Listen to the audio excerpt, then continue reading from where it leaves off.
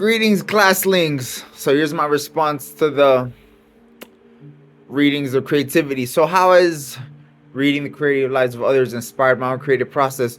Well, it's given me a very clear template. Wow, I highlighted and took a lot of good notes on the creative process thing. And what I've seen is up until this class and this point, I've never really thought too much about my process. It's simply been kind of something that just happens. It strikes when it strikes.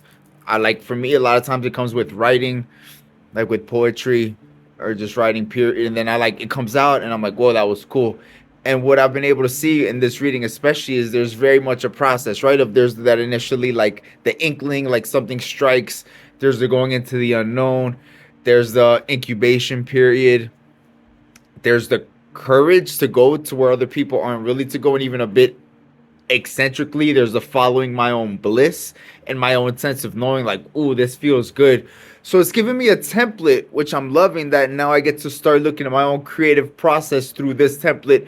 And one thing I loved about this article of the creative process is I haven't really yet come into like one article that condensed the whole process like the way it did thoroughly. And it wasn't a book, it was an article. So that was really cool. Has it shifted my own creativity?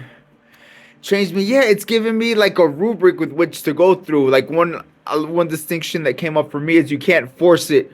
So will and creativity don't go hand in hand. Will has its places in the creative process, but when it comes to purely creative parts, will can't be. So I realize that there's a surrendering, there's a giving in of to myself with a process, and there may be times when a poem gets to a point where I'm like, oh, it's not done yet, and I can't, according to this, I can't will it, and I could just surrender to it and let it incubate and let it work on me. And sometimes some of the artists, maybe 6 months later, they had finished, right? So they allowed it to give it that gestation period.